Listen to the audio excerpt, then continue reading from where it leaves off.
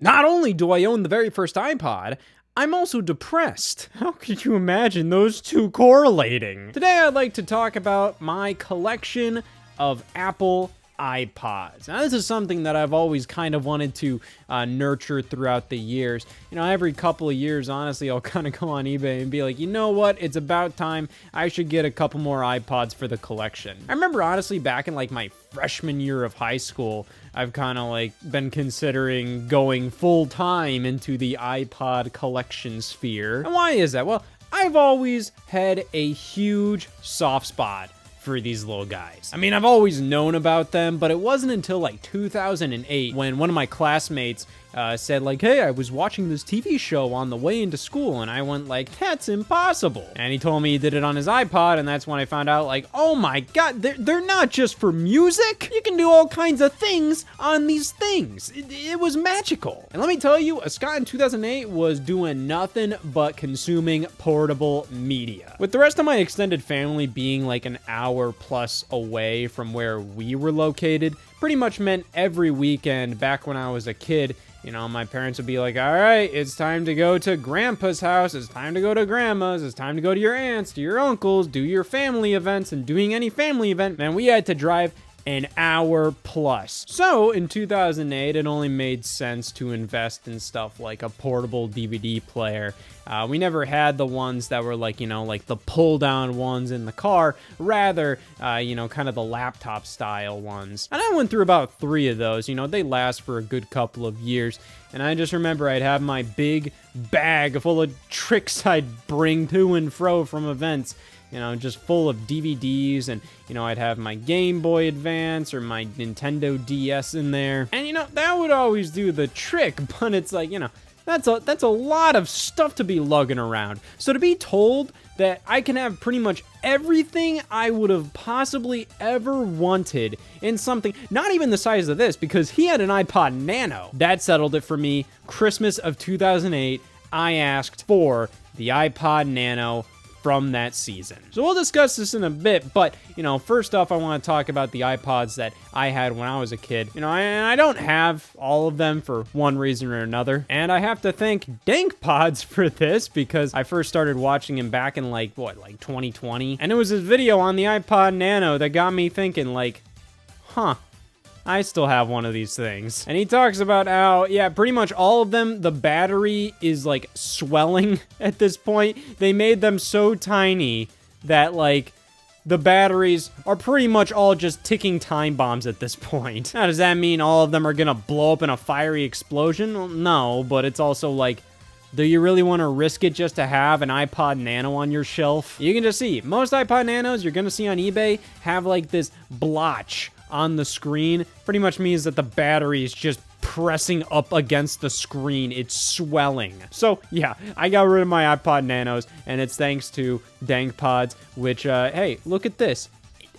It's like we're making the same kind of videos, especially now that I'm talking about iPods. But rest assured, I've been making these types of videos since before I watched him, and I've been collecting iPods before I watched him, but I do quite like his videos. If anything, he inspired me to put more effort into these types of videos, so thank you very much. Now I'm going to talk about the iPods I don't own. My first iPod was a 4th generation silver iPod Nano, and I loved this thing. It was 8 gigabytes, and I had to get some serious help on to figure out, like, how the hell to put anything on it. I didn't know what syncing to iTunes meant, and honestly, as a kid, just browsing the iTunes store, they would have, like, the free single of the week, which was, like, music nobody fucking wanted. But I would always download those. I would download, like, all the iPhone apps on my iTunes computer that I couldn't use them, because this was when, like, you would download stuff to iTunes on your computer, and then you'd sync your iPhone, iPod, whatever, to your computer, and then it'd all download to your device. Now, there wasn't any iCloud purchases or anything like that, where if you download it on your computer, it'll pop up on your iPhone. If you download it on your iPhone, it'll pop up on your computer. Now, it's just syncing back and forth. I had no idea what to do, but for that Christmas, I did get a DVD copy of Horton Hears a Who. That included a digital code for the movie on iTunes, and I was like, great. But I had no idea what to do. So I had my cousin's husband take a look at that and try to figure it out for me. Got that going. So pretty much the only thing I had on my iPod Nano at the time was Horton Hears a Who, the movie. But I ended up downloading a lot of like video podcasts and, you know, thankfully a lot of the web shows and YouTube videos, web videos that I really enjoyed, like were also available as video podcasts on iTunes. Podcasts were pretty damn different from what they are nowadays. It just kind of felt like a podcast was just an excuse to put like your content on iTunes originally. At least when it came to video podcasts, you know, audio podcasts, there were still definitely a couple of things like that where it's like, hey, like an hour-long audio radio type show you would download to your iPod. Whereas video podcasts, I remember like G4 TV had like a video podcast, but that was pretty much just like you would download like clips to watch on your iPod. I remember this video game documentary series that I really enjoyed at the time, Play Value. That was like a video podcast, and they were just like 10-minute long documentary episodes about like video game topics and whatnot. But it was all the more stuff for me to download on my iPod Nano, including click wheel games. I got a bunch of these, like, you know, they had Sonic the Hedgehog, Pac-Man. I think I definitely got like a couple extra things here and there. I think I got like the Sims Bowling or something. There really wasn't a lot of iPod click wheel games, and they were all $5, which comparing that to like what you saw on like the iPhone, like it was criminal charging that much for iPod click wheel games. But I felt like it was like a lot harder for a lot of developers to make iPod click wheel games, or like people just weren't playing them as much as people were like downloading stuff on the iPhone. Whatever. I got a lot out of that iPod Nano, and that thing was like razor thin. It's still shocking to me like how tiny that thing was, but like how decent the screen was, how usable it was. It may have been a bit too tiny. That was kind of like its major flaw. It might have been a little too small. I wasn't like a huge fan of how to watch video you had to put it on its side. Like, I just wish I could hold it like, you know, like this, but you know, no, you couldn't do that. I also wasn't a fan of the fact that it didn't include like a speaker on it. You had to use headphones. But regardless, they put a bunch into that tiny little thing. For $150, like the iPod Nano was a no-brainer as like an introduction iPod. So much so that very next year, I had to get the 5th gen iPod Nano. This one was pretty much like more of the same from the 4th gen, except it had a taller screen, which meant like more true like widescreen video, which, yeah, looking back at the 4th gen, if you were trying to watch like a widescreen movie on that thing, like it would be letterboxed to hell on an already minuscule screen. Nowadays, it's definitely like damn near unusable, but back in the day when that was like, hey, this was all you had, and it was like that high quality at the same time. Like, it wasn't like, oh my God, this is ridiculous. It's more so like, this is a very high quality device that is very tiny. So of course the video is going to be very small, but for what it was, like the video quality looked good. It played well. Like the screen was just fucking small. Whereas with the 5th gen, it wasn't as big of an issue. But that wasn't why I got it. I got it because this one included a video camera. And in 2009, when this thing launched, I was all about trying to, you know, make my own videos and whatnot. I had already gotten a video camera for Christmas like a couple years back. I believe I got like a flip camera since then. And I just kind of thought of all the possibilities where it's like, hey, if my iPod Nano has a camera, I'll never have to use like these chunky little video cameras ever again. I can just do everything on my iPod. Of course, that was before I saw the quality of the video on an iPod Nano. Yeah, it wasn't great. In addition to the fact that one of its fatal flaws, in my opinion, I barely hear anybody talk about this. So, you know, visual aids. Just imagine if this was an iPod Nano. Imagine harder. This iPod's got just one fucking dump truck. The iPod Nano had you record video like this. Guess where the video camera's lens was? Not anywhere here. It was down here, where your palm would be holding the thing. That was ridiculous. It was so dumb. It made it really annoying to use. And the fact that the quality already wasn't great, the iPod Nano was a little too small for its own good when it came to like being a competent video camera. It was very much like when it's spur of the moment, you just need to quickly get footage of something.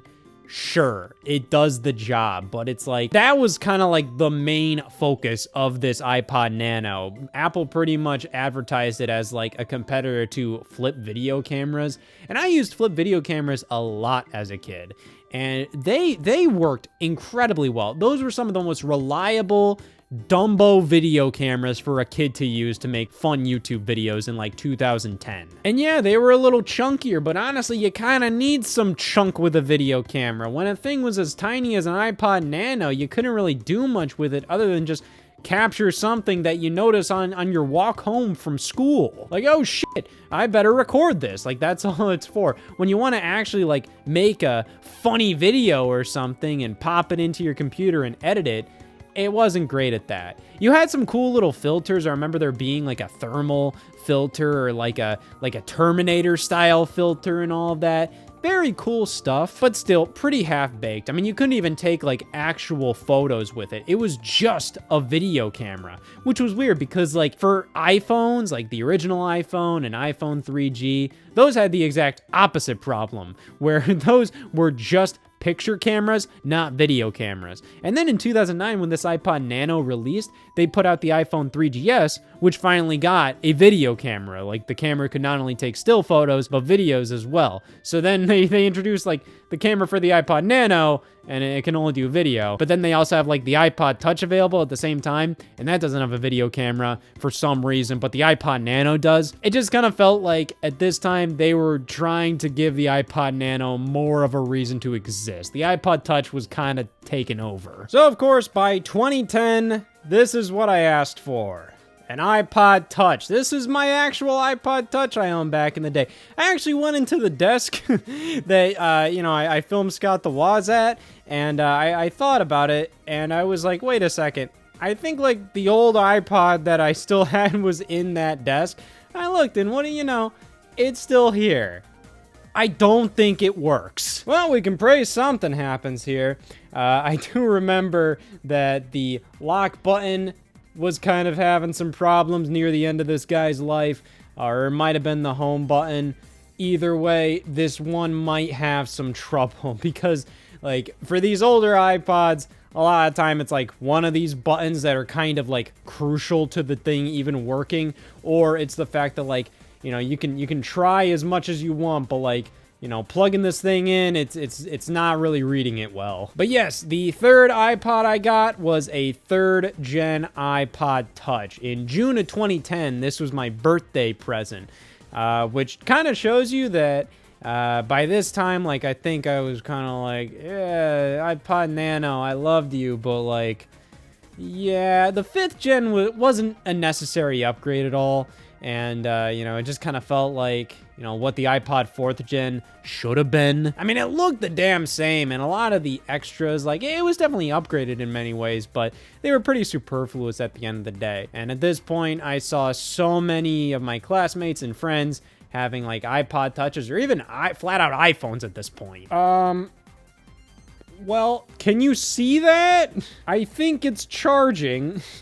I saw an incredibly faint image pop up of the battery symbol, but I'm not sure if it was telling me that it is charging or it needs charged. Well, we will see. Regardless, in June of 2010, I got this one, and every single time I got an iPod, they increased capacity sizes. So my first iPod Nano was 8 gigabytes, and then the 5th gen I got a year later, 16. This one right here, big boy 32. And hopefully you can see that because this iPod Touch is an iPod Touch. I hated what Apple did with the backs to not only iPod Touches, but so many iPods in general. Why the hell did they use this material? Like, you could take the greatest care of your iPod and it's gonna look like this. It was so damn lame. But honestly, like, I love this thing. It was still like an iPod Touch. I think by the time they added a camera to the iPod Touch, it started to kind of become like you know, and truly an iPhone without the phone, which is kind of the whole point of an iPod Touch to begin with. But at this time, this still felt like an iPod through and through. Like, I don't have all the fixings of an iPhone, but this was like the ultimate iPod. And to go from like an iPod Nano to something with a screen this damn big and a 32 gigabyte iPod at that, where I could just store all these videos, all this music, all these games. It was incredible. The problem was the battery life on this thing didn't really allow me to use it for like games that effectively. I remember, like, man, like, if you would try to play games on this thing, it would just die so damn fast. But this was such an effective portable companion. I was downloading, like, so many apps, and if I can't find them on this thing, I'm still using the same account from when I was a kid, bitch. So I can pretty much see, like, all the apps, like, the first few apps I downloaded. To be honest, a couple of these here, like, oh, I downloaded Checkers on December 24th, 2008. That's because that's when I got my iPod Nano 4th gen, and that's what I was talking about. I was just downloading free stuff no matter what. So I went on iTunes, and I just saw, oh my god, Pac-Man? Checkers? I downloaded those to my computer, but then they wouldn't transfer to my iPod Nano because they were for iPod Touches or iPhones. But then when we go to like April 2009, why was I downloading apps around this time? Well, I believe around this time, Apple was holding this sweepstakes kind of thing, or this contest, whatever you want to call it, where they were about to sell their 1 billionth iPhone app or whatever. And if you downloaded the 1 billionth app, then you would get like a prize. So even though I didn't have an iPhone or an iPod Touch, I was trying to download all these free apps I could find on the App Store, just praying that I would be the winner. But I didn't win that. You know what I did win? An iPod Touch that's still working, motherfucker. This should be fun to look at. But let's talk about this. Let's talk about all these apps that I downloaded back in the day. So apparently some of the first games I downloaded, because my birthday is June 2nd. This is when I got that iPod Touch. I downloaded Family Guy Uncensored. This was just like a crappy mobile game, and as a 13-year-old in 2010, of course, I was like, oh, Family Guy. It really wasn't very good. In fact, the game itself, I remember, was nothing about it was actually uncensored or anything like that. It was literally just a marketing thing, and it was kind of just like a crappy little minigame collection beat-em-up thing. The Simpsons Arcade was kind of based on the original Simpsons Arcade game from the 90s, but it was kind of like its own thing.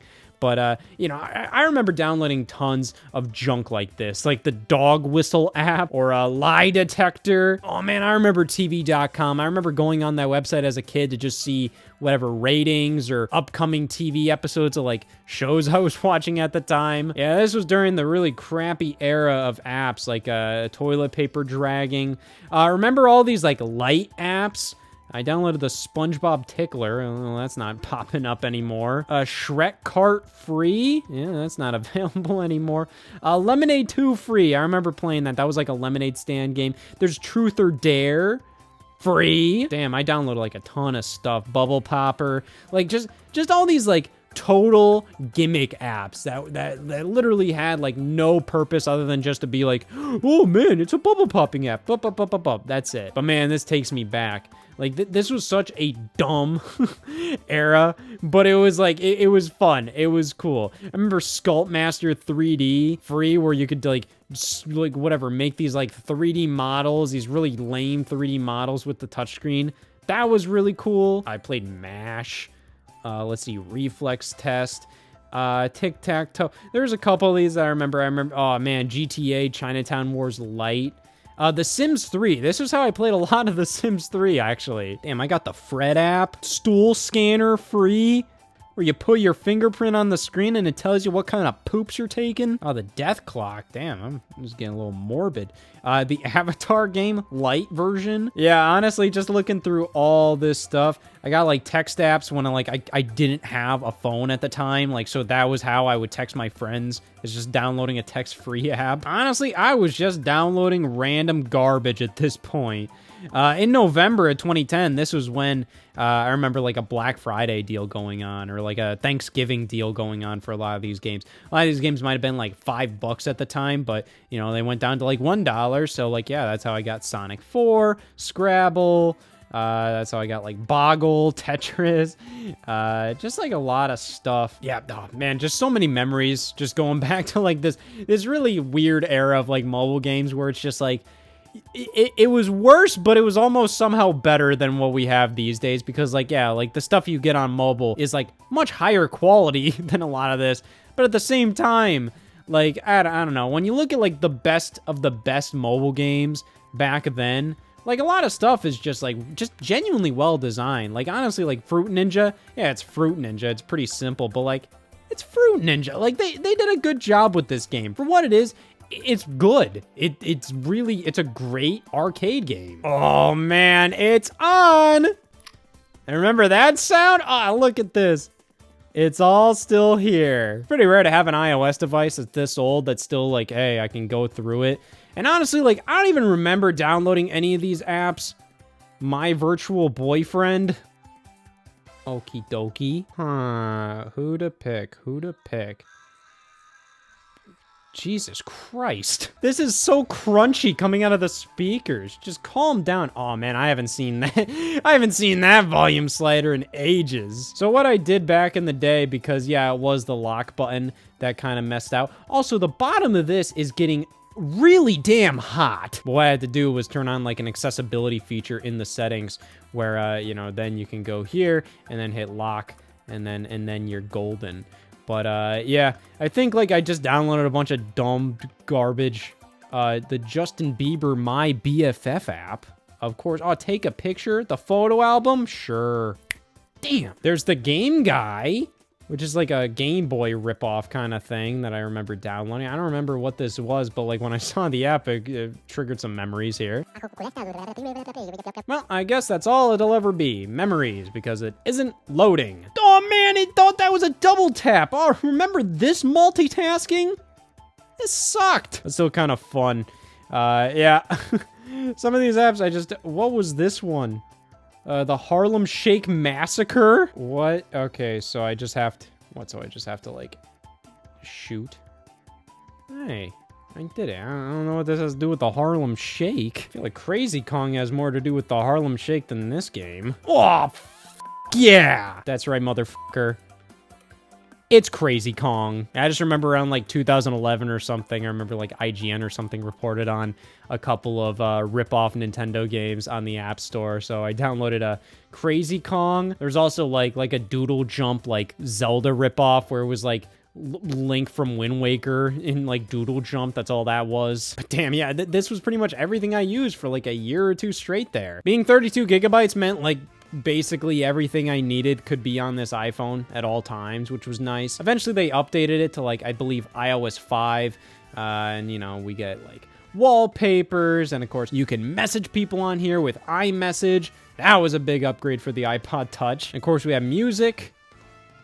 Apparently right where I left this off, I was listening to Taylor Swift. It's pretty crazy to me how usable this thing still is. Of course, like, it takes a while comparative to, like, let's go into the calendar app on my iPhone. There it is. This one has to think for a second or two, but it gets there. But yeah, this was pretty much, like, the center of my life from, like, June 2010 to...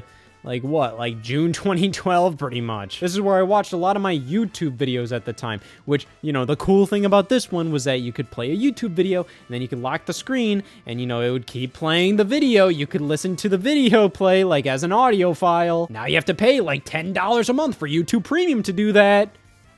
And I've been doing it for years, so who am I to complain about it? But still, I just connected this to the internet. Let's see what happens.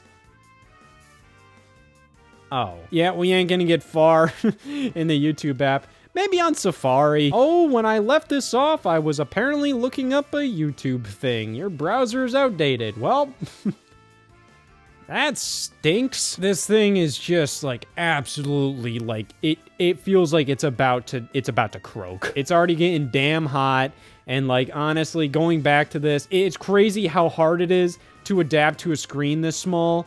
And a keyboard on this screen, when it felt like at the time Apple was like, what are you talking about? This screen is great. And like, it's really great to be able to, like, you know, reach the top of the screen, no problem. Man, remember Notification Center like this? Absolutely crazy. But yeah, it's This is a little funny. Yes, I do look back at these days fondly, and I'm like, man, like I remember when I did everything on this thing, but, you know, now I literally do everything on this thing. But yeah, this was my guy for a bit there. But obviously, like, I had to upgrade things eventually. And it was great reuniting, old friend. I wonder how long this thing is gonna last off the charger. Oh, okay. By June of 2012, I was like, what, like 15? I kind of wanted my iPod Touch to have a bit more going on with it. For example, a camera. And you know what really stunk? Getting the iPod Touch I got in June of 2010, and then like 3 months later, Apple announced, hey, here's a new iPod Touch with like literally everything you would ever want an iPod Touch to have. You had 2 cameras, the Retina display. They got rid of like this fucking wart. The back of it didn't have like a giant antenna sticking out. So yeah, the iPod Touch 4th generation, I was envious about. I really wanted the fabled iPhone without the phone, and this was the closest we got to that because they actually gave us like, you know, camera systems. And I was kind of like, you know, like a camera would be nice on this thing. iPod Nano camera was cool, but it's also like I wasn't really using it. iPod Touch, you know, hey, you can do a lot more on that thing than you can an iPod Nano. You can look up stuff on the internet. Hey, they had iMovie for iPhone at that point. I could potentially edit my videos on the iPod Touch. But I didn't get this iPod until June of 2012. The 3rd gen really lasted me quite a while. But 2 years later, enough was enough. I got a new iPod Touch 4th generation white. They didn't have like a new iPod Touch release in 2011, so instead they gave it a white color, which I liked. I always liked the white iPod Touches and iPhones and whatnot. Hell, even nowadays, like I still kind of get like the lighter color for my iPhones, even though like the front you don't even see it. To be fair with this iPhone, I think it's titanium, just the color titanium. Just pure titanium. That's the color I got. That's just because like I didn't want any scratches or blemishes or whatever. And I believe this iPhone has like, you know, when it's painted titanium, it's more likely to scratch. This isn't as likely to scratch. But generally I'd get like a white back, even though the front is always going to be black. But it was because like, hey, when I had the option of getting an iPod Touch 4th generation, I wanted white, so then it wouldn't show as many fingerprints with the white front. And yeah, that was a similar story. I believe that was 32 gigabytes, but it might have also been 64, just to kind of upgrade things as time went on. I'm not really sure, but you know, to be fair, I think it was 32 because 32 gigabytes was more than enough on the iPod Touch I already had. So I thought that was a reasonable amount to go for. And that one did the job. Honestly, I felt very free having a camera on me at all times like that. However, at this point, like I kind of felt like, you know, I kind of needed like an iPhone instead. You know, I had an LG Cosmos cell phone at the time. You know, my parents got me a cell phone like a year or so ago, and that thing was just kind of like, man, the battery on that thing stunk, you know, and I just kind of thought like, man, like an iPhone 4 is free on Verizon with a contract. Kind of thought like, hey, I think it makes sense to get an iPhone 4 and instead of carrying both an iPod Touch and an LG Cosmos. So I honestly didn't get a ton out of that iPod Touch, and I don't have it these days. But like only about 6 months later, my LG Cosmos bit the dust. It didn't work anymore, so I told my parents, and my dad was like, okay, now we can get you an iPhone 4. So I got an iPhone 4, and that one lasted me about like 2 years or so until I had to get like an iPhone 5S in like early 2014 because like the iPhone 4 just wouldn't take a charge. Like the port was not connecting with the charger, and at that point, like 2 years later, you kind of go like, at this point, just get a new phone. But yeah, pretty much with the iPod Touch 4th gen, I liked it. I felt very free with it, but it didn't last me long because I eventually kind of upgraded out of the iPod lifestyle at that point. But it honestly was a bit of a downgrade considering the iPhone 4 that was free was 8 gigabytes. So I was just put into a damn corner with that device. Like I could barely carry anything on it. However, after I got the iPod Touch 4th generation, that wasn't the end for me. That's right, I was one of those creeps. I got an iPod Shuffle in July of 2012. So why did I do that? Well, in July of 2012, me and my parents went off on vacation to Las Vegas. What is there to do for a 15-year-old in Las Vegas? M&M's World and also the Apple Store. So I've always enjoyed like Apple stuff, like my high school had MacBooks and iMacs as their main computer. And when I was just butting heads with a Windows Vista PC that just was constantly crashing and not doing very well at home, trying to make movies and DVDs and use Microsoft Paint and all that nonsense, and I'd go to school and everything worked flawlessly and iMovie was really cool and everything. Like I ended up wanting Apple stuff a lot. That's why I am who I am these days, and that's why you can make fucking fun of me, okay? But we didn't really have an Apple store at the time, and I was just kind of like, oh man, that would be so cool to go to an Apple store. They always seem like weirdly cool to check out. So we went to one that was in the Las Vegas area, and I was like, I gotta buy something here. I got to buy something here. And I only had enough money for an iPod Shuffle. These were $50, $50 for a 2 gigabyte MP3 player without a screen.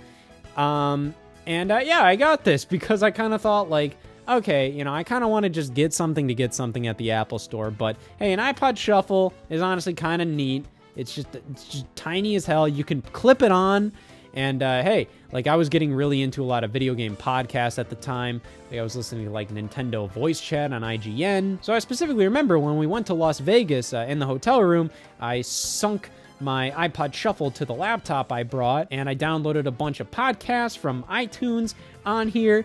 And there was a day where we took a bus to go see the Grand Canyon, and that's like a good 2-hour drive there. So I just clipped my iPod Shuffle on and listened to stuff via this while I played Grand Theft Auto 3 on my iPod Touch.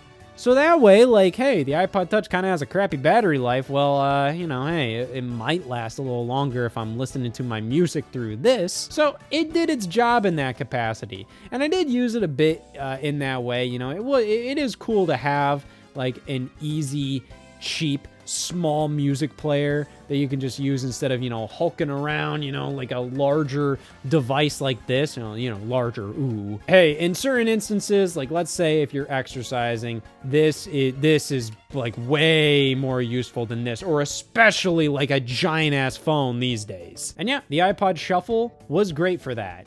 Not that I exercised much as a 15-year-old, but still. If I was taking a walk outside or doing whatever, this was kind of cool.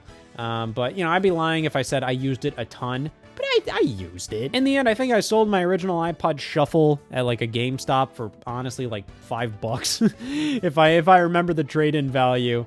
At some point I was just kind of yeah. But yeah, I got this one within the past couple years. It was brand new, sealed. And, the iPod Shuffle, as we will see, is the iPod line that I pretty much have complete. I think I have every iPod Shuffle. That's right, I have every iPod Shuffle. This was also in the drawer that I found my old iPod Touch in.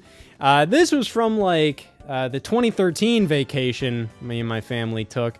I remember, I believe we possibly went to Arlington, Texas, maybe. And there was a slew of gift shops. You know that area where it's kind of the tourist gift shoppy areas where it's just this giant strip of stores, and you have the hot sauce store, the merchandise store, and then you have the As Seen on TV store.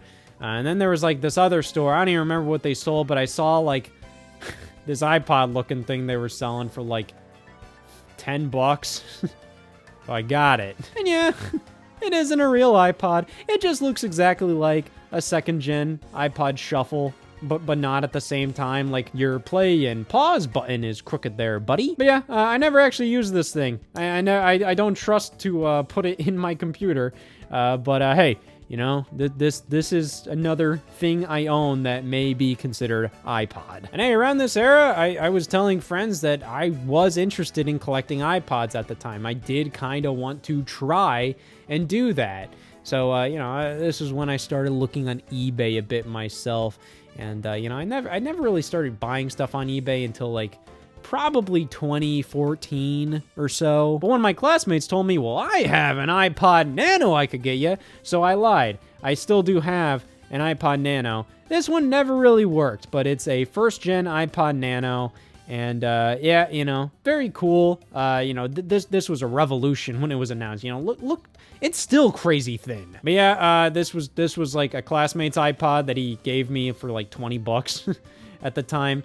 The screen's kind of cracked there, but you know, what are you gonna do other than not own an iPod Nano with a cracked screen? But those are pretty much all the iPods from my youth, all the ones that I owned until I just had iPhones from then on forward. In terms of iPhones, you know, I had the iPhone 4, and I still love the iPhone 4. I remember buying, like, backs that were different colors on Amazon at the time. Like, I bought, like, a white back for the iPhone 4 and a red back for the iPhone 4. Like, that was really cool. That was a really cool phone where, like, you could customize it if you really wanted to. You could unscrew the back and just, you know, do whatever you want.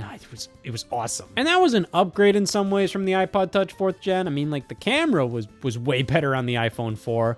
But at the same time, you know, 8 gigabytes, you know, that was pretty brutal. So eventually I got the iPhone 5S when the iPhone 4 kind of shit the bed. And the 5S was cool. I really wanted the iPhone 5. I loved the slate color of the iPhone 5. That thing was gorgeous. Of course, it scratched really easily, but I didn't care. Like, I thought that phone looked amazing.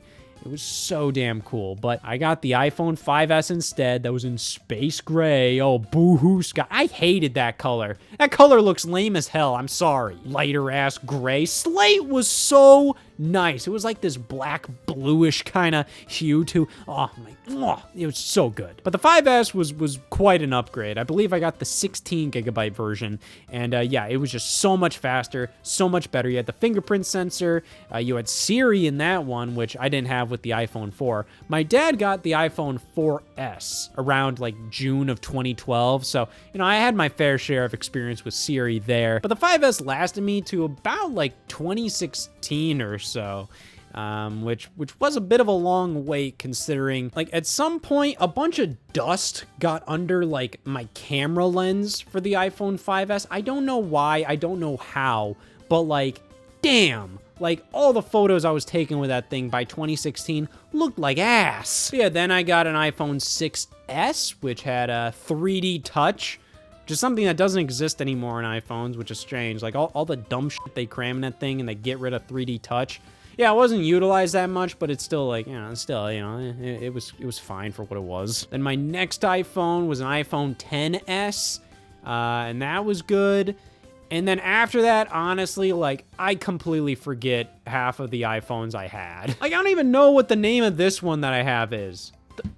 The one that released in late 2023, the first one with USB-C, that's the one I have now. I just don't care at this point. I was like watching Apple keynotes all the time back then, where it's like, oh man, what's the next iPhone gonna look like? What's the next slew of iPods? At this point, like, I don't even remember the last full Apple keynote that I watched. I kind of just look up the TLDRs because, you know, I still use Apple for like most of my stuff. You know, I primarily use Mac. You know, my main workhorse is a Mac Studio, and I use MacBooks for all my laptops. You know, I'm an idiot. So I want to stay up to date with Apple as much as I can, but at the same time, like, for the past half a decade or so, there's really not much of a reason for me to really know and care which number iPhone that I have. I might have had like an iPhone 12 Pro or something. At one point I had like the biggest iPhone, like a iPhone 12 Pro Max or something like that.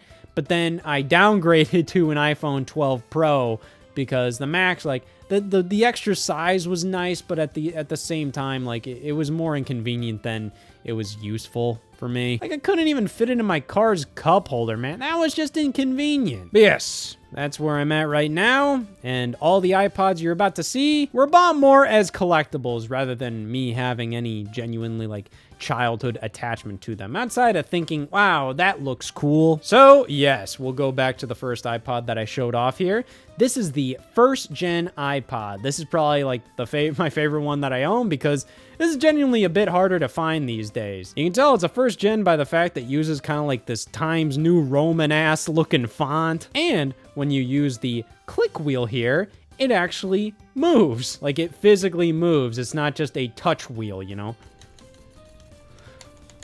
Like, this is a fully spinning wheel. And it still works. This is so cool. And you know what's great? The person that I bought this from still has a bunch of songs on it. This is amazing. Oh, we still got the Breakout game on here that works pretty damn well with a scroll wheel, even if it's really hard to see with this screen. But still, like, all things considered, this iPod's still working. It's a miracle. And the fact that this is the first gen, this is genuinely one of my favorite, like, collectibles that I own. You know what? Let's talk about the rest of the iPod Touches I have here, which the iPod Touch isn't necessarily a type of iPod that I really want to get, like, a ton of. I'm pretty okay with the ones I have here. You know, eventually I might want to get, like, the iPod Touch 4th generation, the one with the cameras introduced, because, you know, I have a lot of nostalgia for that one. You know, the particular ones I have a lot of nostalgia for are the 3rd gen, that's the one I had, and also the 4th gen, which was the upgrade I got. The 4th gen felt really cool because that felt like the first iPod Touch that truly was the iPhone without the phone. In reality, it was an iPhone without the phone, and a little shittier, because the camera quality was pretty lame. The display on the iPod Touch 4th generation also wasn't as good as the iPhone 4. Primarily, it just had, like, viewing angle problems. I remember if you'd view it from any angle other than straight on, you'd kind of see some distortion in the color and the image. But back in 2010, 2011, when that iPod Touch was the iPod Touch at the time, you know, oh man, I just have a lot of memories of images I would take with the iPod Touch just being the grainiest image in the world. Like, I look back at that era, and, like, if you take a selfie with an iPod Touch camera from back then, oh man, like, you could tell. But I don't have that one right now. I do have this one. Which iPod Touch is this particularly? Oh man, this is a tough one. I got this one on eBay, and I always get the 2nd gen iPod Touch and the 3rd gen iPod Touch confused. And I got this one. This is a brand new iPod Touch. It does have an engraving, which is pretty silly, but because it's a new iPod Touch, I've only taken it out of the packaging so many times because I don't want to mess around with it, because, you know, the backs on these are, like, the worst. You can see that's how it should look at all times, but if I take this out of the packaging more than once, it's just gonna get all scratched up. I can read, it says Terrell Byers. So, this one's for you, Terrell. Genuinely, it is for you. Somebody got this engraving for you and just never, never opened it. Okay, so this came out in 2008, so I believe this is a 2nd gen iPod Touch. And look at all the fun stuff you'd get back then. You'd get horrible earbuds, a little dock insertion device, which I never used, a little cleaning cloth, and the old 30-pin dock connector. So to be fair, like, I can tell why they don't include a lot of these accessories anymore, because it's just kind of a waste, considering I remember every single iPod I would get, I just threw those dock connectors away. But yeah, this is the new in-box iPod Touch 2nd gen that I have. Which, you know, okay, new in box. Yeah, I'm opening it right now, but I refuse to take this off. Mainly because I don't need to use it. Like, what am I gonna do with the 2nd gen iPod Touch if it's out of the packaging? Like, the fact that it's still pretty much all brand new here, I'm like, oh, that's really cool. Other than that, like, if I just open this up, it's just gonna be pretty much a paperweight at that point. Much like this thing. This is a bootleg iPod Touch that I got scammed into buying. Buying iPods online is one of the trickiest things in the world. Mainly because so many of the iPods available on eBay, if you just look up iPods, so many of them are coming from China, or they're just bootleg ones that just are not official whatsoever. And I was tipped off by the fact that they misspelled includes on the back here. Now, why did I want this one in particular? Well, I wanted an iPod that had the iPod Touch Loop on the back here. You know, this was supposed to be a 5th gen iPod Touch, and this was really damn cool at the time. This got announced right alongside the iPhone 5, and I thought this was really neat because it kind of addressed a lot of the complaints I just had about the iPod Touch 4th gen, where that was the closest we got to an iPhone without the phone. And it kind of failed in a lot of regards. Like, the camera quality wasn't very good. The screen was a step back. It was still a fine screen, but, you know, like, there were obvious concessions made. The iPod Touch 5th gen was genuinely a huge step in the right direction, but they still took measures to make it kind of its own product. So they upgraded the screen. It was the exact same screen in the iPhone 5, where, you know, they expanded it to 4 inches. And the back camera here, this is when Apple was doing some nonsense here, where they were like, oh, man, any camera that's good enough to replace your normal, everyday, actual camera, we call an eyesight camera. Like, they were like, oh, it's an eyesight camera. That means it's really great. And I'm like, what is this narrative you're pushing? Because they were repurposing the brand name Eyesight, which was used on the shittiest webcams on MacBooks. Those were called Eyesight cameras. So what are you saying? Like, oh yeah, this is a good camera now. It's called an Eyesight camera.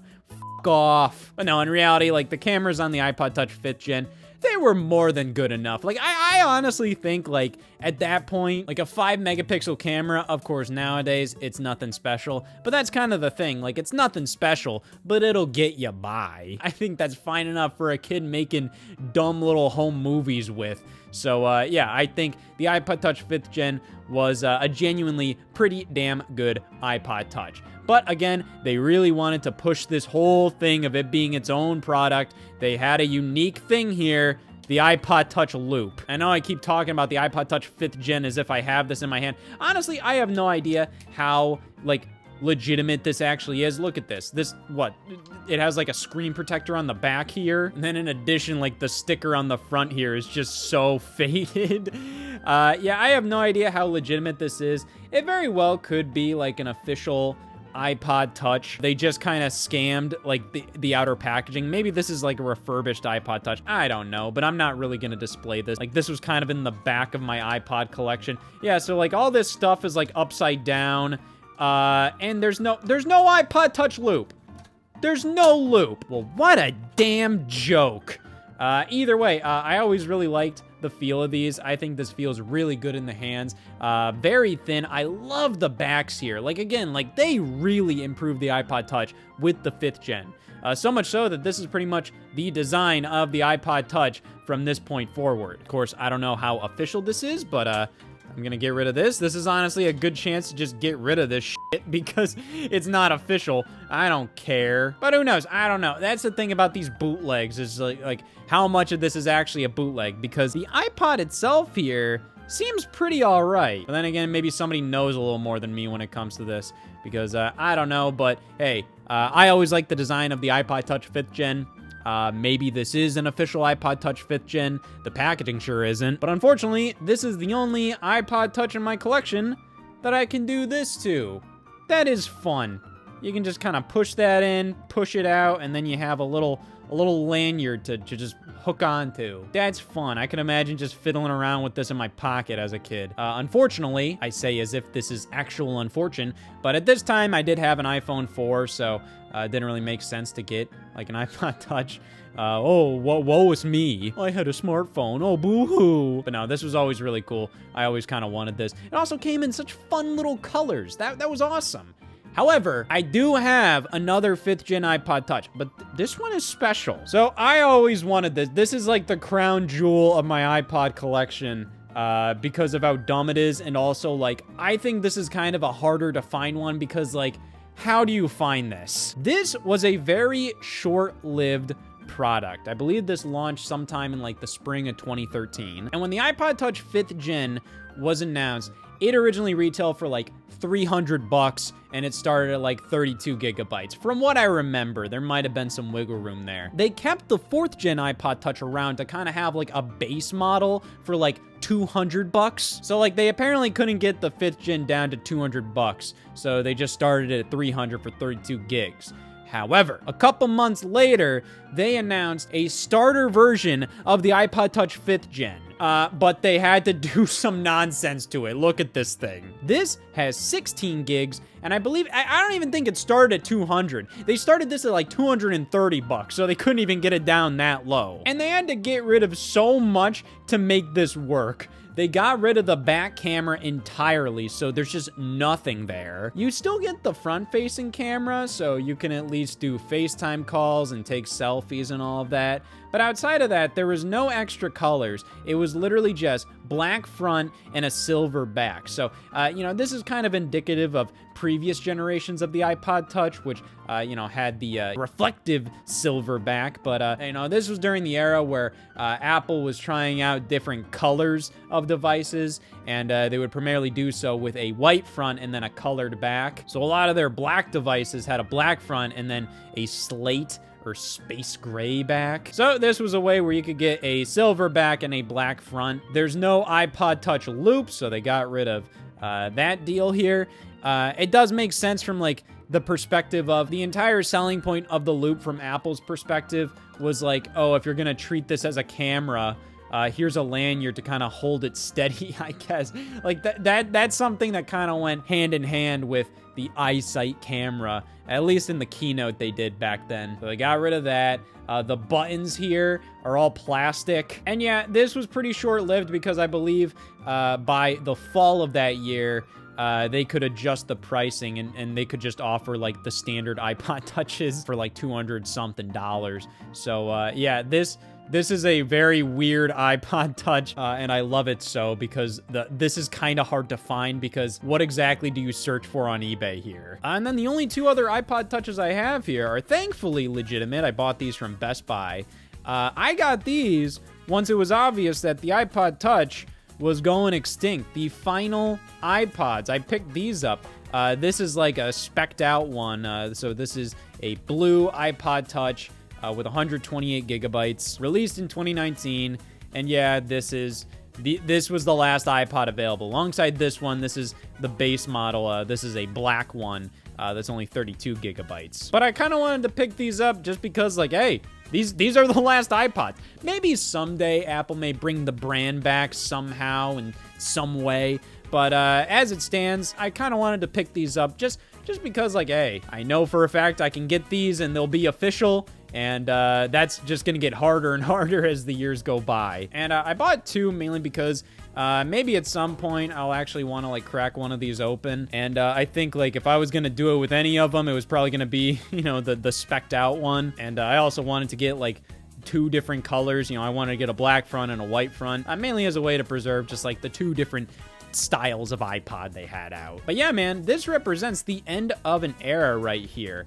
I have to say, it is very disappointing that they did get rid of the iPod Touch, mainly because, like, hey, like, I think it still has a place in their lineup. You know, there still is a demand for dedicated music players. It is smaller, but, you know, it is a demand. You know, and I think the iPod Touch is an incredibly powerful device. You know, it's something that you can easily hand to a kid. You don't have to worry about a data plan. You don't have to worry about them accessing the internet when you're not connected to, like, a Wi-Fi signal or something. But obviously, Apple got rid of it for a reason, and I doubt the sales were really that great.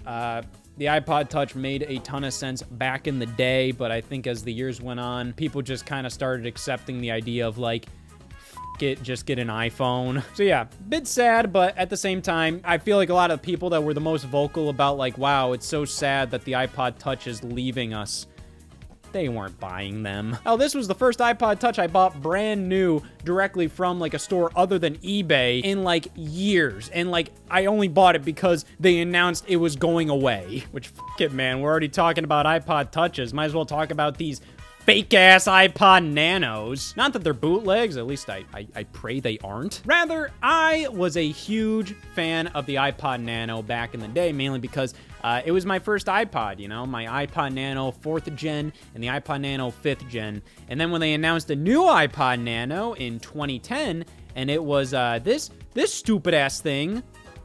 I'm sorry, it's still in its packaging because, like, I just, you know, I got it brand new and I've always been, you know what, screw it. Might as well get this, get this sticker off of it. It's just not worth it at this point. Screw it. It's not brand new. It's not sealed anymore. Give up, Scott. And what else is in here? Oh, that's cute. They fit an entire rat in this box. These horrible ass earbuds. I ever tell you what I would do? I would buy those on Amazon all the time, and they'd always be fake because these were like the only earbuds that I knew.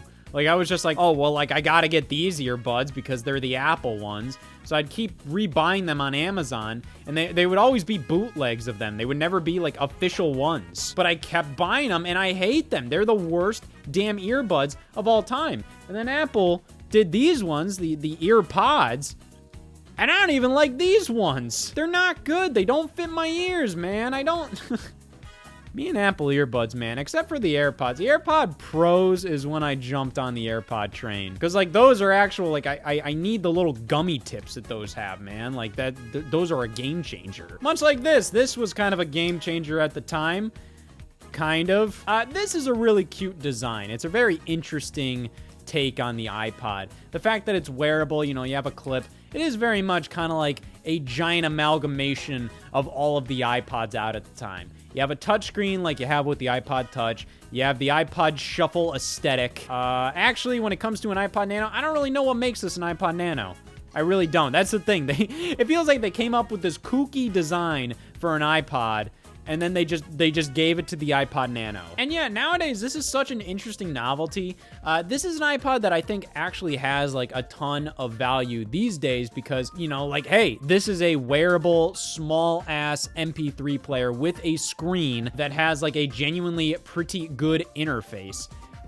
That's kind of hard to find these days. And I feel like when you have like the old school iPod Classics and an iPod Touch and everything, those are cool to collect and those are cool to go back to. And if you're an enthusiast, it's cool to like load a bunch of music onto an iPod, maybe mod an iPod Classic to just have like huge hard drives and everything. You know, like, there's definitely a novelty to that, and there's definitely like a purpose to it for many people. But I feel like the iPod Nano 6th generation here is like one of the most genuinely like, okay, I think wide audiences could actually see like a reason to pick this up, is the fact that, hey, I can clip this on, I can go for a run, and it's not like an iPod Shuffle where like, oh, I have to load up the perfect playlist, or like I have to just deal with it on shuffle. Like, no, this is a legitimate music player that can fit on your sleeve. And of course, there's the whole thing of this being a bit of a precursor to the Apple Watch. The fact that they sold like wristbands for this, and also how they created a bunch of like clock faces for the iPod Nano that you could scroll through, you could pick your own. This is very much a precursor to the Apple Watch. At the time, I don't think this iPod Nano made any sense in the world though. It was the same price as usual for the Nano, like 150 bucks.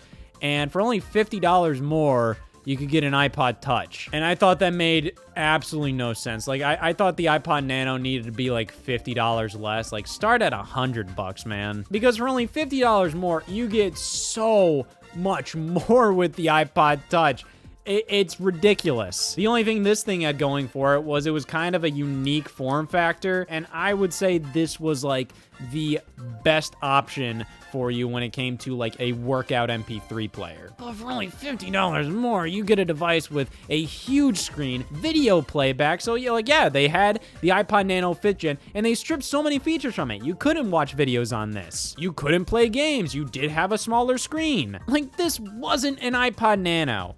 But it was kind of a cool little device. It did definitely come into its own, and I think this is one of the most like practical iPods to pick up these days. Of course, I don't know how well the battery holds up, and I tried to turn this on, and like, yeah, it ain't budging, buddy. At the time, I thought this was pointless, and it was a bit of a disappointment because honestly, with my iPod Nano, I didn't listen to a ton of music on that. I primarily used it to watch videos, so this had no purpose to me.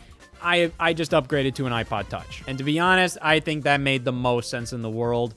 But this, nowadays, I think is pretty cool. And what followed it killed the iPod Nano. This is the iPod Nano 7th Gen, and it launched in 2012. And they definitely addressed a lot of the problems with the iPod Touch 6th Gen. By also just completely invalidating the iPod Nano completely. So this, yep, it's brand new, and yeah, I kind of want to keep it that way, even though I really want to crack this open, man. Like, when I get these iPods and they're brand new, I'm kind of like, man, I kind of need to keep it like this. And then I can find another one on eBay that's, like, used or, like, You know, it's still in good condition, but, you know, I can kind of mess around with a little more. But yeah, this iPod Nano is brand new. Hopefully it's official. I don't know. Sometimes these little stickers look a little f***ed up. So if it's a bootleg, just let me know. Let me know, and I can sulk in my own way, but hey, I still own it. It's a part of my iPod collection. You can't take that away from me. But yeah, when they announced this, like, yeah, I did like it because, like, okay, it's kind of bringing us back to a little more of the functionality from previous iPod Nanos. But at the same time, I think it completely stripped this device of the uniqueness that the iPod Nano 6th Gen had. Love it or hate it, the 6th Gen iPod Nano was kind of the right direction to head in for this brand, you know? Honestly speaking, if they kept up with this design, I could kind of see this being the iPod that survived the longest. Because again, like I said, it's the most practical feeling design. It makes the most sense. I mean, like, I can understand why I'd use this these days. I cannot understand why I'd use this one. The 7th Gen is honestly just a tiny-ass iPod Touch. And at that point, again, it was like $50 less expensive than a normal iPod Touch. Just get that. This thing didn't have Wi-Fi. It didn't have internet access. And you're going to have this bigger screen, and it's going to have shittier battery life than a regular iPod Touch. You don't have an app store. You can't play games on this thing. Yes, it has Bluetooth, and okay, yay, you have video playback again. So I kind of liked it because, hey, you know, we're going back to this thing that I do kind of like. Oh boy. But this felt the most like, what? Why even bother, man? What's the point? Why are you buying this instead of a regular iPod Touch? I will say it is definitely very impressive how thin and small it is. But it is very confusing. It's like trying to be this bootleg iOS device. They really wanted to focus in on how, like, okay, let's make this a touchscreen and let's make it more iOS-like, but we gotta make sure people know this isn't iOS. So all the icons are circles, and because of that, the home button has a circle on it instead. Just bizarre and interesting to look back on. I think it's kind of cool. It's a bit of a freak show iPod. It's kind of something that's like, yeah, this sure happened, didn't it? But again, like, there's no point to this thing right now. There is no point to picking one of these up, other than if you want to see what the circus looks like when it's coming into town. Oh boy, freak show! And speaking of freak shows, these are freaks for just being just boring as hell. Actually, I do kind of like the iPod Shuffle, especially the 1st Gen. Look at this thing. Yep, another one that's pretty damn new in box. You know, I can take it out of the box, but yeah, this thing is like mint here. This thing is basically just a USB flash drive that you can also play music on. This thing is awesome. It's one of my favorite iPod designs. And then we go over to this one, which is the 2nd Gen iPod Shuffle. And yeah, you know, like, I still really like this design. It's kind of the natural evolution of this. This is just so cool because, like, yeah, it's a USB stick. You can use it to store files on it. It's only 512 megabytes, but, like, still, you can still do that with the iPod Shuffle 2nd Gen. Like, you can use it as a USB storage device. But, I mean, like, why would you do that? This is the stick. You can just plug it in. It's perfect. But yeah, I'd say this is probably the most popular iPod Shuffle design. You know, you have the clip on the back. That's big. And, yeah, this is kind of like a, you know, it ain't broke, don't fix it. But, you know, they tried to. This was such an interesting one.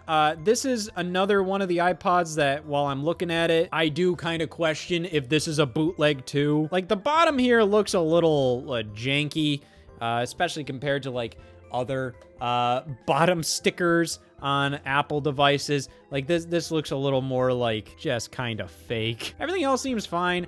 Of course, like, you know, it's kind of like coming out of the packaging here, so I don't know about this one, but still, hey, it's the iPod Shuffle 3rd Gen. Mine might be fake. Let's pray it's not.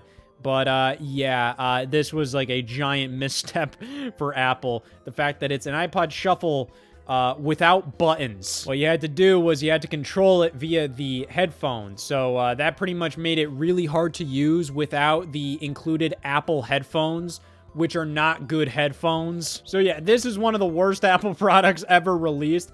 And I remember when they announced the 4th Gen here, they were like, oh, people love the buttons on here, but they love the voiceover and playlists of the 3rd Gen. Oh, yeah, sure. I mean, even Satan has some positives about him. So, best of both worlds, the iPod Shuffle 4th Gen. which I owned as a kid. I felt like this was kind of like a fair iPod to kind of like load up with music, and that way, like, oh, I'll always have like a music device on me that, you know, will definitely work, and, you know, I don't need a screen for, but you know, I definitely didn't use it that much. One of my biggest annoyances with the iPod Shuffle 4th gen was how, you know, hey, this one has at least like this little grip section here, this little section where you don't have any buttons, you know, and it made it easier to just kind of like use the clip. This, it's a little harder because like there's not as much of like a section to grip onto. So, you know, it's whatever. It's not a huge problem. It's not like you don't have a section to grip onto. But yeah, the iPod Shuffle, it's cute, and it's an easy iPod to collect for. There's only 4 of them, and they're always gonna be dirt cheap. But I will definitely say my favorite is still the original iPod Shuffle. It's a USB stick. I got 2 brand new packs of iPod socks, bitch. Yeah, so this was kind of just a funky little accessory that Apple released to just kind of give people cases for their iPods. Apple isn't like the biggest on actual like branded cases. They always seem to be trying to do things that aren't necessarily cases. They've done cases before, but a lot of times you see stuff like the iPad 2 smart cover or the iPhone 4 like bumper case or something. It just feels like many times they just go out of their way to make something that isn't entirely a case. Like they almost want to innovate the idea of what a case could be. Case in point, iPod socks. It's literally just, you just put your iPod in them. That's it. They're not even like particularly designed for the iPod outside of like, yeah, they have a little tag there, and you know, they fit the iPod. But I mean, you could put anything you want in there, like nickels. I don't know. These are just kind of funny, kind of cute. I like them, and I found like a lot of a couple of new ones, so I bought 2. So, you know, I could open one of these up if I felt like it, but I have not had a use for iPod socks yet. Really? Blam! I picked this one up back in, I believe, like 2020 or so. It's an iPod mini. Now, I'm not 100% certain on if this is like a first gen iPod mini or a second gen. I believe a first gen because it says copyright 2004. And I just looked it up, the second gen, which is very, very similar. It's very, very similar to the first gen, but that launched in early 2005. But who knows, I might be completely wrong on this. But this came with the box and everything, and iPod boxes originally just were super large and came with a bunch of junk. Yeah, this comes with a whole ass like armband, which is, this is a little gross. But yeah, I remember picking this up because, you know, once again, like I've said, like I kind of go in and out of picking up iPods, where I guess like at this point I was like, oh yeah, I'll get the iPod mini. And the iPod mini is a bit of a forgotten relic, even though it was very popular at the time, because like Apple really wanted to get like a lower end iPod out, because the iPod was always a little more expensive. And, you know, the MP3 market, while the iPod was definitely kind of the one MP3 player, there was a lot of them out there that, you know, were taking up a lot of the market share. The iPod mini definitely helped them secure most of the MP3 landscape there. But they just replaced this like a year later with the iPod Nano, which I always found interesting because, like, I mean, what was even the point of renaming it to iPod Nano? I guess Nano sounded cooler and Mini made this sound like it wasn't as good as a regular iPod. But yeah, this is the only iPod mini that I have, and I kind of like the iPods that are little weird bastards. Like this one. When I say weird bastards, I mainly mean these iPods that are kind of just these random little like offshoots that only really have like one version or something out there. So this is just like an iPod, but most people refer to this as the iPod Photo. So it's kind of like a sidestep in the iPod Classics lineage, where this isn't technically like the 5th generation iPod. This was introduced after the 4th generation iPod and was kind of seen as like an experiment, I guess, because at the time, people really wanted an iPod with video playback. And Apple had this weird keynote where they were like, people don't want video on the go. But you know what the answer is?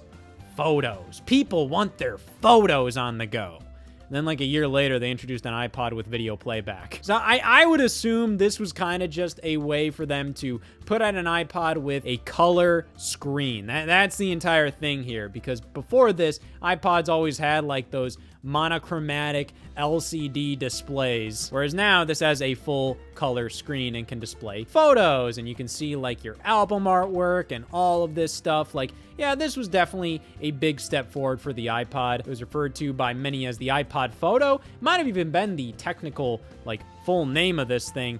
But here it all just says it's the iPod 60 gigabyte version, which is pretty damn big for this. I mean, 60 gigabytes. I mean, you were lucky if you ever got an iPod Touch that was more than like 32 gigabytes. And this was in 2004, like 60 gigs. That's incredible. And yeah, the design of this is like the most iPod I own. Like when I see this, I'm like, damn. That is an iPod. And I think it's really cool that I have the whole box for this. It's really rumbling around, you know? Like, this box is fully intact, but you can tell the sun definitely did a bit of aging to the colors of everything here. But yeah, as we can see, you got a lot with your iPods back in the day. This charger is a little wobbly. And yeah, this was obviously used when I got it. You know, Apple isn't really one to use rubber bands. But still, a running theme throughout all the iPods I'm showing here is I'm a little worried if some of them are not 100% legit. I think most of the iPods that I have are legit, but some of them, you know, like I'm kind of looking at them a little closer and I'm kind of like, I don't know. This one, you know for a fact. Like, I'm like, how could you fake the age and wear that this box has experienced? And finally, these three are the last ones I have left, and I'm just kind of talking about them all here because, like, I don't have, like, a ton to say about them other than what the iPods are. This right here is the second generation iPod. You can tell because the back font is the standard iPod font that we're used to. You know, the first generation iPod has, like, that Times New Roman-ass font on the back.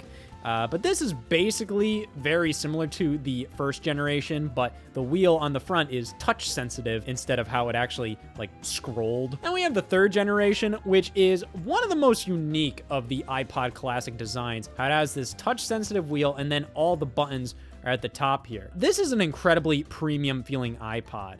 It does feel really cool. Obviously, I think this setup where the buttons are a part of the wheel does make more sense. You know, even how it was back then where, you know, you don't really have to move your thumb up to select anything. But this isn't that bad, you know, like everything's still pretty close by. But this whole design is just really interesting. And we have the U2 design, which I just think is very slick. You know, the whole red and black look, and the fact that the back is entirely black, like that just makes this way better than like, oh my god, look at this thing. And it also has like a sticker on it.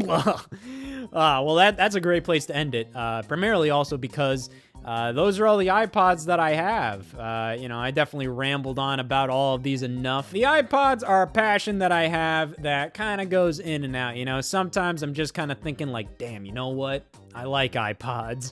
And then for a while there, like, I'm like, I don't really care. Right now, you know, I'm kind of in the I don't care phase, even though I was able to talk about these for quite a bit. I primarily mean that as in, like, I don't really have particular iPods that I'm actively looking for, or, like, I'm actively like, damn, I need that one right now. But maybe in, like, 6 months, I'm gonna get that urge, you know? I'm gonna feel like, oh, God, I need the HP iPod. But yeah, hopefully this whole spiel should show you that I have more passions in life than just that.